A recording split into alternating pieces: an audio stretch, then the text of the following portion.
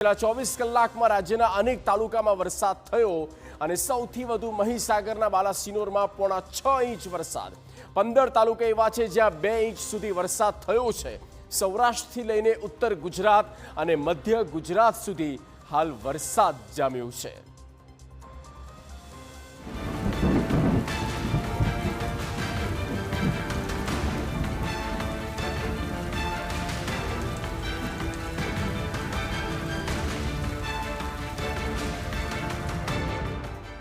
ચોમાસા પહેલા જામ્યો વરસાદી માહોલ।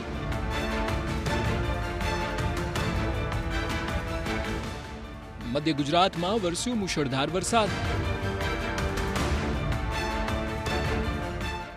ઉત્તર ગુજરાતમાં પણ થઈ મેઘમહેર।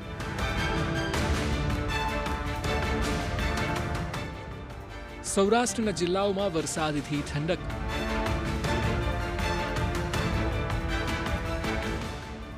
દક્ષિણ ગુજરાતમાં સામાન્ય વરસાદ।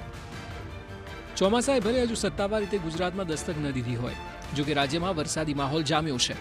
સૌરાષ્ટ્રથી લઈને દક્ષિણ ગુજરાત અને ઉત્તર ગુજરાતથી લઈને મધ્ય ગુજરાત સુધી હાલ વરસાદી માહોલ છે।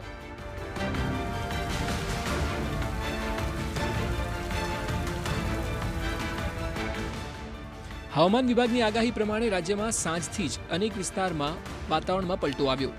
પવનના સુસવાટ સાથે અનેક વિસ્તારોમાં ધૂળની ડમરીઓ ઉડી અને ક્યાંક મેઘરાજાએ પધરામણી કરી। ત્યારે આજે સવારે પણ સુરત, રાજકોટ, વડોદરા, જામનગર, અમરેલી, બનાસકાંઠામાં મેઘરાજાએ ધડબડાટી બોલાવી। વહેલી સવારથી જ ક્યાંક વરસાદી ઝાપટા તો ક્યાંક પવનના સુસવાટા સાથે ધોધમાર વરસાદે એન્ટ્રી કરી। છેલ્લા 24 કલાકમાં 15 તાલુકામાં 1 ઇંચથી વધુ વરસાદ વરસ્યો। મહીસાગરના બાલાસિનોરમાં સૌથી વધુ 6.5 ઇંચ વરસાદથી પાણી થઈ ગયું। અરવલ્લીના ભિલોડા અને મહેસાણાના સતલાસણામાં 3.5 ઇંચ વરસાદ વરસ્યો। અરવલ્લીના ધનસુરા, ખેડાના ગલતેશ્વર અને કપડવંજમાં 2 ઇંચથી વધુ વરસાદ ખાબક્યો। પંચમહાલના ગોગંબા અને જાંબુઘોડામાં પણ 2 ઇંચથી વધુ વરસાદ વરસ્યો। સૌરાષ્ટ્રમાં પણ મેઘરાજાએ ધમાકેદાર એન્ટ્રી કરી છે। જો કે જામનગરમાં પ્રથમ વરસાદમાં જ તંત્રની પોલ ખુલી ગઈ। શહેરના અનેક વિસ્તારોમાં પાણી ભરાયા। ટાઉન હોલ, અપના બજાર, 3 દરવાજામાં પાણી ભરાયા। પહેલા જ વરસાદમાં પ્રી મોન્સૂન કામગીરીની પોલ ખુલી। ડ્રેનેજની કામગીરી માત્ર કાગળ પર હોવાના દ્રશ્યો સામે આવ્યા।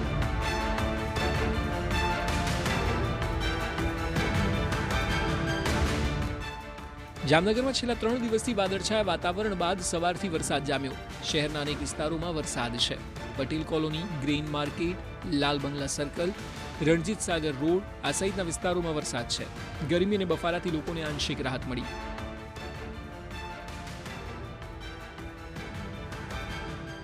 આ તરફ અમરેલી જિલ્લાના કેટલાક વિસ્તારમાં વાતાવરણ પલટાયું। અમરેલી શહેર અને ગ્રામ્ય વિસ્તારમાં વરસાદી ઝાપટા પડ્યા। જો કે હજુ ભરપૂર વરસાદની કાગડોળે રાહ જોઈ રહ્યા છે ખેડૂતો।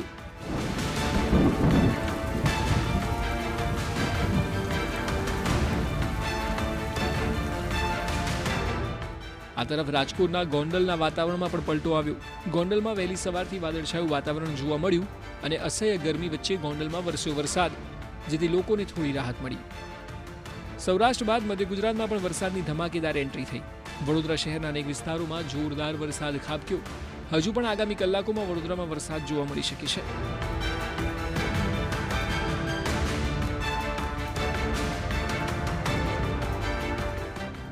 પંચમહાલના અનેક સ્થળે ધોધમાર વરસાદ વરસ્યો। ઘોગંબા અને જાંબુઘોડા પંથકમાં 2 ઇંચ વરસાદ વરસ્યો। તમામ તાલુકામાં રાત્રિ દરમિયાન વરસાદ પડ્યો। ભારે ઉકળાટ બાદ વરસાદનું આગમન થતાં ગરમીથી રાહત મળી। કેટલાક વિસ્તારોમાં વાવણી લાયક વરસાદ થયો। દક્ષિણ ગુજરાતમાં પણ વરસાદ વરસ્યો। નવસારી શહેરમાં વાતાવરણમાં પલટો આવ્યો। વહેલી સવારથી હળવા વરસાદી ઝાપટા જોવા મળ્યા। ઝરમર વરસાદને પગલે વાતાવરણમાં ઠંડક પ્રસરી। અસહ્ય ગરમી અને બફારાથી આંશિક રાહત મળી।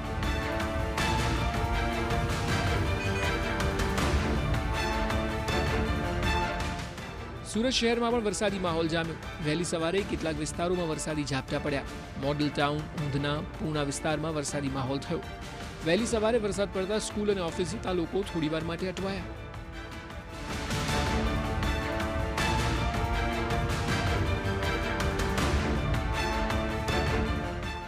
ઉત્તર ગુજરાતમાં પણ વરસાદનું જોર જોવા મળ્યું। બનાસકાંઠા, પાલનપુર, દાંતા અને અમીરગઢમાં વરસાદ વરસ્યો। ભારે પવન અને વીજળીના કડાકા સાથે વરસાદ થયો। ઇકબાલગઢમાં ભારે પવનને કારણે વૃક્ષો ધરાશાયી થયા। મલાણા પંથકમાં રસ્તા પર વરસાદી પાણી ભરાયા. ખેતરોમાં તૈયાર પડેલા બાજરી સહિતના પાકને નુકસાનની ભીતિ જોવા મળી રહી છે.